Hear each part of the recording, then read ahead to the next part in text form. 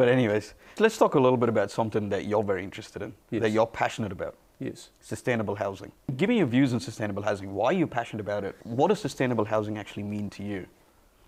Sustainable housing, I think, is a housing model that starts with design. I studied a little bit of it, got quite passionate about it, wrote a couple of papers on it. I guess kind of overarching view of it is that it starts with design. I really like passive design. So basically, rather than introducing heat pumps and air conditioning systems, you can actually create a building in a way that I guess the building elements would naturally ventilate it. And overall you reduce your costs for heating, for cooling, everything like that. What would be a good example of a good design? A real simple example is basically concrete floors. So concrete floors, the density of concrete basically ends up being like a heat bank. If you have a house with north-facing windows, during the winter you can basically colour the concrete and use it as a heat bank. And then throughout the day, the sunlight coming in through that window will heat up the floor, and then the mass of the concrete